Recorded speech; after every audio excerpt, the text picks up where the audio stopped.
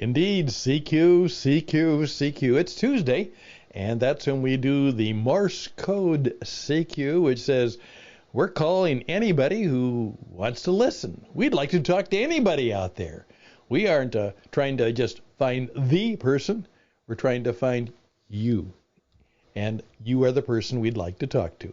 And one of the keys to good radio, in fact, it's the key to almost any good conversation, is who are you talking to? Do you know who you're trying to reach? You are one person talking to another person. You see, also, when it's radio, it is one person who's blind talking to another person who is blind. Oh, there's so much to know about how to do a good radio program, and we're going to be teaching you how to do that. And it's something you probably never thought you would have to learn, but the way the world is working now, you're going to have to learn whether you actually do a radio program or not, or do a podcast, or do a video. That is the way business is done these days. And so, whatever business you're in, you're going to have to learn something about the radio, the video, the electronic internet media, to learn how to use them, and maybe how not to use them, and even more importantly, not how to be used by them. Be a media savvy. Hey, today I'm going to talk about a subject that I had never thought I'd have to talk about, but it did happen to me. And so you saw the program right. The millionaire next door. That didn't happen to me. The sociopath next door. And so if you'll just give me about 20 minutes, maybe a little bit less today because you're busy, I'd like to just briefly introduce you to something that would be helpful for you to know about life and business, maybe money, but then about who's out there and how you have to be so careful today. The program is interesting ideas and hopefully inspiring and instructive, and that program starts right now.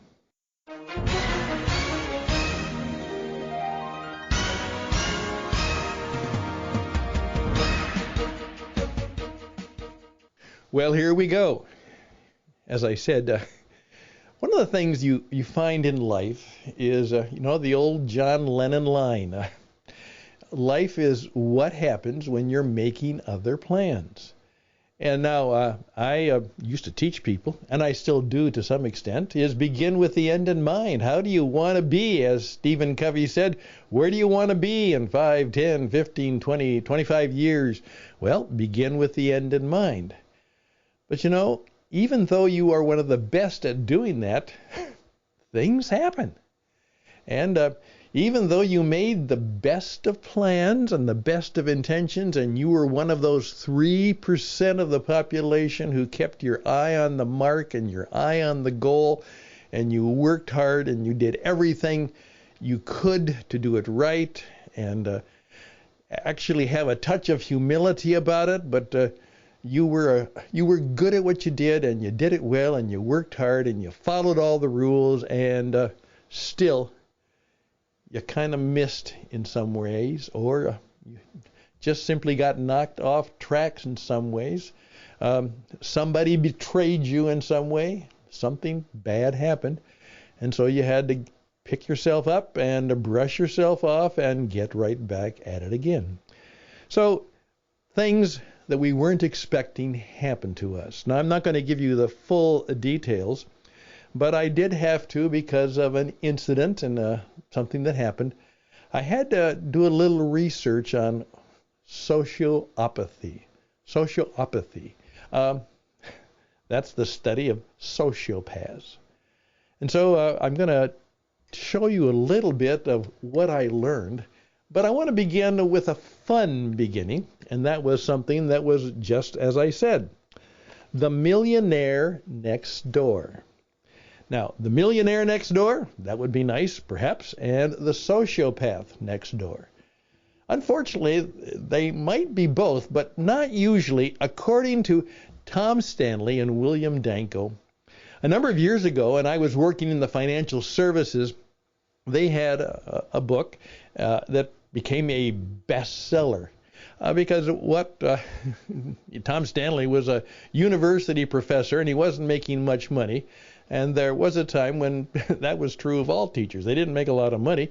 And so he decided to go out and find out, the people who made money, they were millionaires. How did they become millionaires?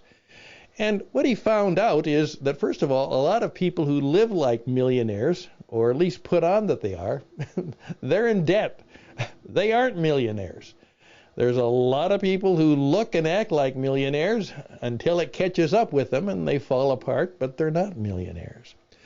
Then, of course, he wasn't particularly interested in those who hit the big time, They made it. They did something. It wasn't winning the lottery. He found out that most millionaires would never play the lottery. And as a result, he wasn't talking to big-time millionaires. What fascinated him was to find people who were the millionaires next door. And what it was is these were average, ordinary people. And, he said, this is what happened. Well, they worked hard. They made a good living. They saved money.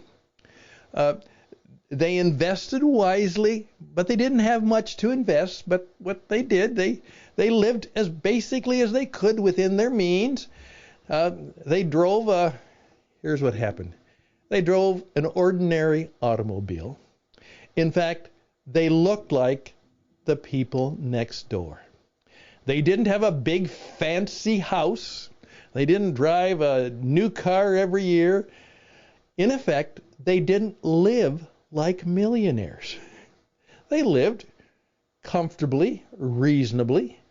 It turns out they actually gave a lot of money away.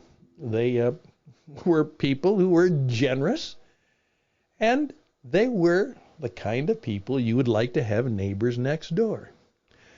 But what happened is, as they were trying to put their life together and think about, well, will we be able to retire?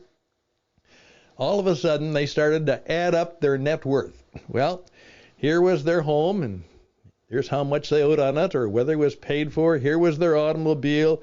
Here was their savings. Here's what this was. And they started to add up their assets that they had accumulated in 30 or 40 years of working. And guess what? It was 7 figures. They had over $1 million in net worth. And oftentimes they were just surprised. Oh my goodness, Martha, we did it. Well, how did that happen? Well, he said oftentimes then they had to go back and try to find out what these people had done. And that's what you should read the book for, because it's a source of inspiration to you. How did they live? How did they go about living, and so that they landed up with $1 million in maybe even the bank or net worth? So the book has come somewhat out of date, but the idea and the message is still very, very good. Obviously, $1 million isn't what it used to be, but you get the point. One of the things that I particularly found is that he found out that oftentimes these were people who simply took the risk to start their own small enterprise and worked hard at it. They oftentimes had a side income, or they worked for somebody else. They did take the risk of starting a small business and going through all the travail of entrepreneurship. As someone said, you don't become a millionaire by just working for a living. It usually takes more than that. So they were people who had invested in themselves and in perhaps a business that they could do, some enterprise they could run. It also turns out that most of them, he said a good percentage of them, So maybe not most of them, but a good share of them actually had a rather, they were religious. They were people of faith. They were generous people, but the faith factor was a significant factor in their lives. Again, not everybody, but above average. They were people of faith and the spiritual concerns of life. In fact, it was that wonderful paradox is the ones who made the money were not the ones who were in the business of making money. The ones who made the money weren't that concerned about making that money. It just kind of happened because of how they lived. And that was the millionaire next door. Just an idea for your thought and consideration. And now we turn the tables to the sociopath next door. Interesting ideas. I'm Stan Hustad, and we'll be right back.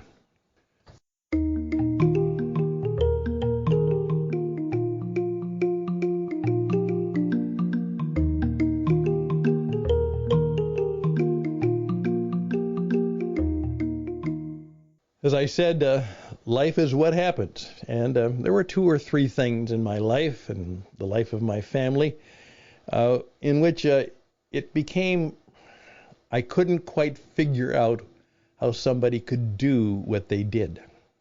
How could they do that? It was so foreign to me in my own experience that I didn't know why they could do that. And so I had to investigate personality disorders, narcissism, and then sociopathy. And I came across a book that goes back now about 15 years. It's written by a woman named Martha Stout, and it was called The Sociopath Next Door.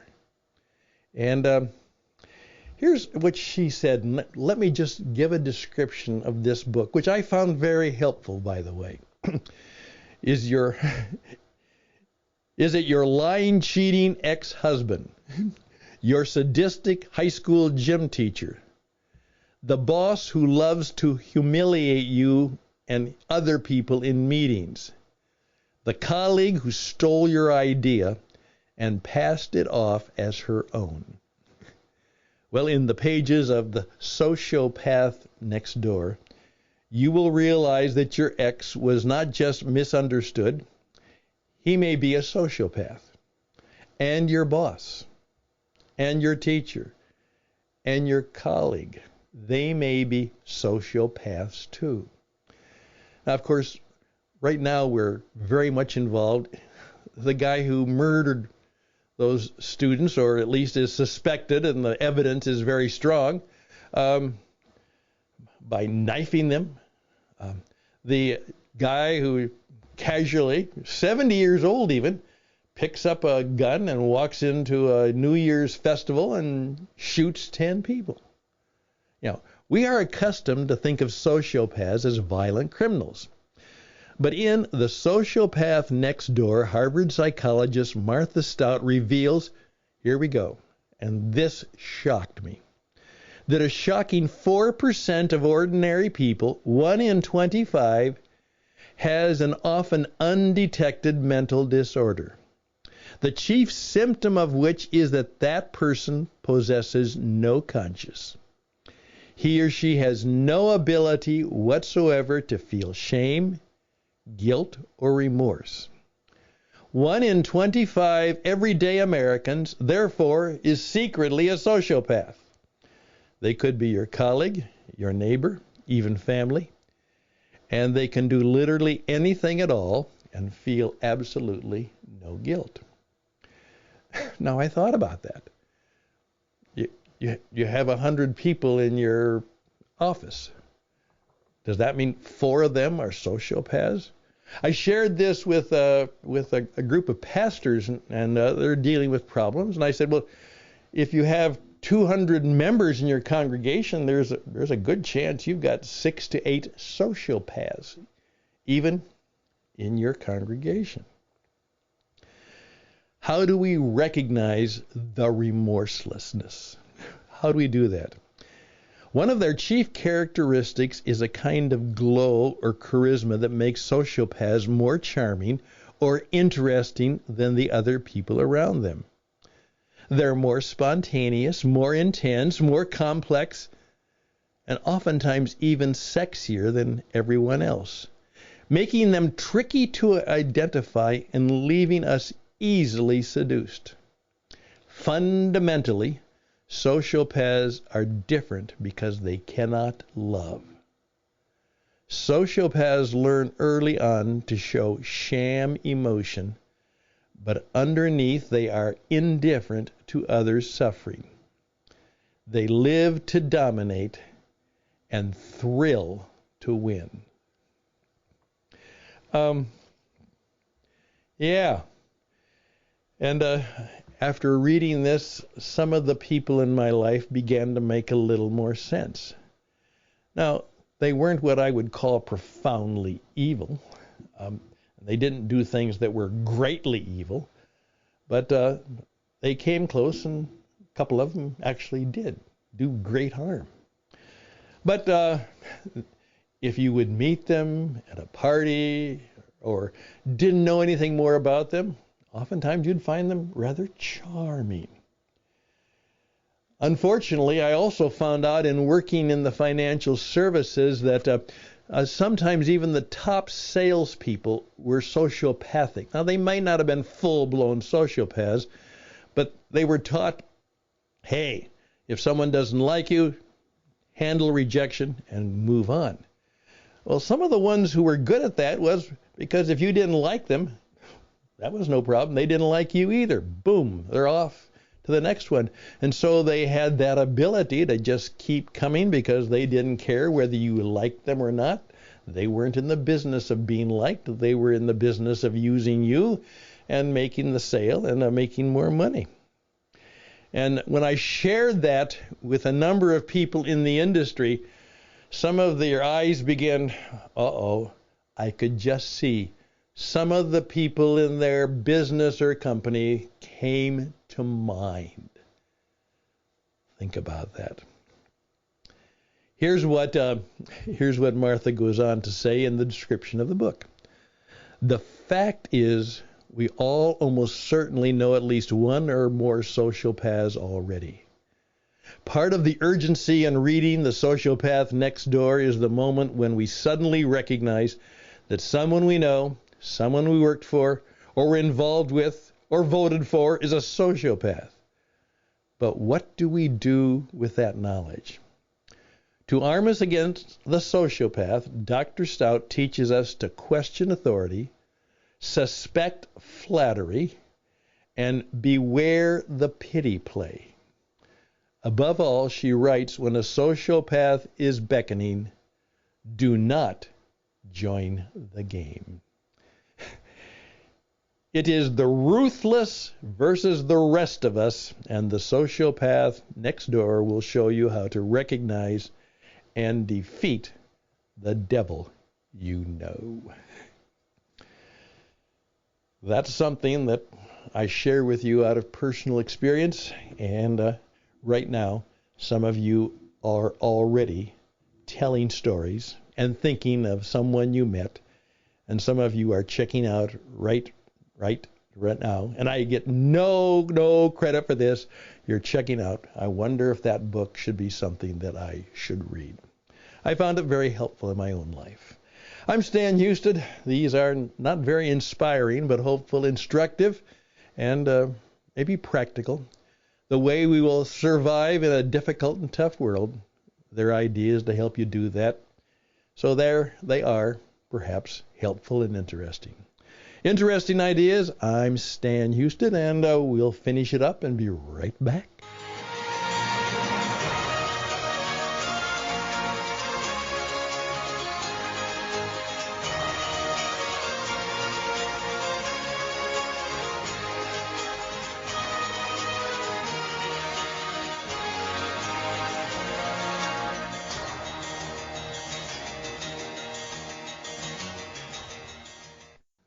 For most of my life, I've had the advantage of having wonderful next-door neighbors, And hopefully, in fact, one of the persons who moved into a house next to us, after we got to know them, they said, because they were different. They were different people. I'll just say that. They were different. And they were aware of their differences. And they said to us, the realtor said that we would have wonderful neighbors because she knew you. And she said, you'll have wonderful neighbors next door. And that's part of the reason we bought the house. And it turns out that the realtor was absolutely right. I've had good neighbors, but I've had scoundrels too in my life, and probably will have a few more but I'm getting better at it, understanding and surviving it, and perhaps moving on from it. Hey, reach out to me. This is part of the coaching experience that we give, and we have a lot of experience in that, and we can help you understand the times and know what to do in a variety of ways. Stan Hustad at gmail.com, Stan Hustad at gmail.com. Check us out, and you'll find out that there's a whole lot of things that we can help you do as a performance coach, as a broadcaster, as someone who has a little bit of wisdom, insight, and truth, and is willing to share it with others. And I will always pronounce a blessing on you. That's what you always do. Bless others. Always. Be a blessing. Best and blessings to you. Until next time on Interesting Ideas. Bye for now.